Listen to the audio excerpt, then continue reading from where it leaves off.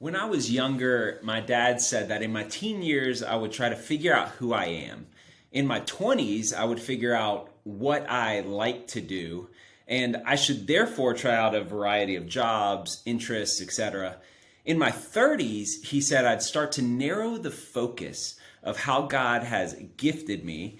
And then in my 40s, he said I'll start to grow in the fruit and the impact of those gifts, which I'll then capitalize on in my 50s, transfer in my 60s, and share what I've learned in my 70s and onward. I'm not sure what the next few decades hold, but so far he's been pretty on point with his projection or introspection. That's meant that in most of my 30s, I slowly learned more about the unique ways God has gifted me. I know we're all part of the body of Christ, and we have different gifts working together to be a part of his kingdom work. And as I was trying to figure out what part of the body I might be, I felt pretty confident in my early 30s that I saw myself as something like a leg, a strong, action-oriented part of the body that served multiple functions and was a pretty major part. As I've grown a little bit in my 30s, I realized that I might be just part of the lower leg or maybe one of those two bones. And I fully expect that in my 40s, I'll realize that I'm either a tendon or a ligament or something connecting one of those two bones to something else. I'm realizing how he has designed me to play a small but no less significant part of kingdom work that I get to be a part of. It's because I've realized lately how big and dynamic the body of Christ is. As I get to work alongside and interact with more parts of the body, more people, I realize that my unique gifts and talents, while valued by and given by God, are just less important than I thought. They're very needed, like all of our gifts, but pretty useless when isolated or independent. The beauty and the diversity of the body of Christ has come alive more and more to me recently. We're all gifted differently, and this is incredibly necessary, and it's by God's design that we're so different. No part, no gift, none of us are any more or less important than the other. While I've known this in my head, really experiencing this has led me to appreciate others so much more in the past couple of years. People that might have gotten frustrated with because they work differently than me, or people that I would have been jealous of, have become more assets or allies or partners as I see us more working together. I need their strengths and unique approach and have grown in my thankfulness for them.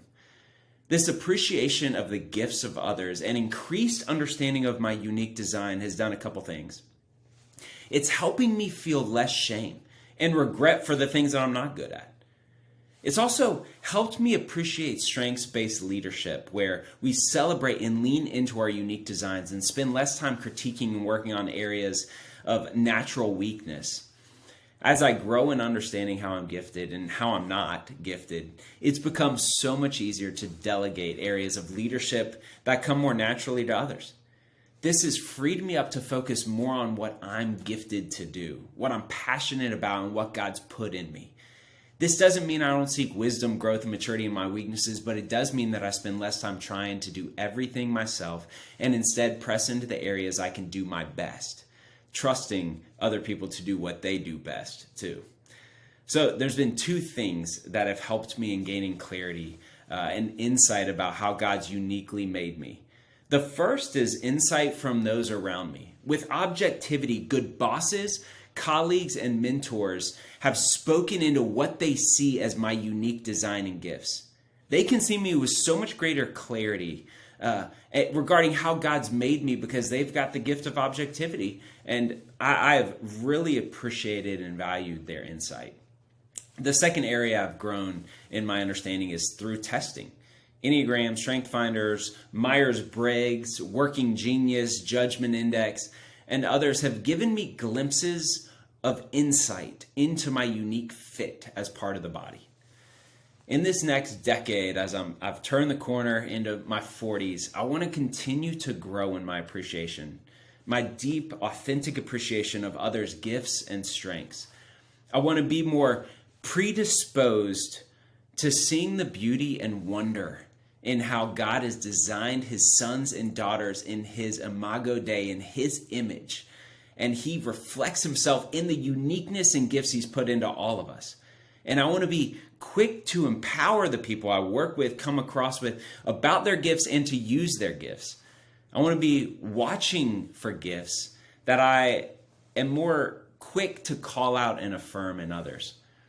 I want to cheer people on as they step into their unique strengths and design. And the more I grow in my understanding of my own unique design, the easier this is becoming. My security is knowing that God created me in unique ways, with strengths and limitations, and that's slowly loosening the grip of jealousy and self-reliance, and it's leading to more appreciation and enjoyment. I know I've got a long way to go, but that's the fun part of this journey, right? So, what about you? Here are some questions that I've been thinking about this topic to help you, for you to consider. The first question is, what are some areas of strength God has gifted you in? If this is difficult to answer, what do you think someone else close to you would say are your unique gifts and designs? You could ask them too as a cheat sheet. The second question is, what's one thing that you could do to become more aware of your unique design? Is it an assessment? Is it asking somebody, what's it like to be on the other side of me? How do I come across you? Can you give me some insight into the strengths that you see in my life? Another question is, who can you encourage in their unique gifting today? You've got the opportunity to affirm and speak truth into the gifts God's given other people. So take advantage of that opportunity and look for it, especially in your home with your spouse or your kids. And as we move into our unique design, I hope that this is an encouragement to all of us about another way that we get to worship and be in awe of God's beauty in his image, his imago Dei, in our lives and in others. Thanks, y'all.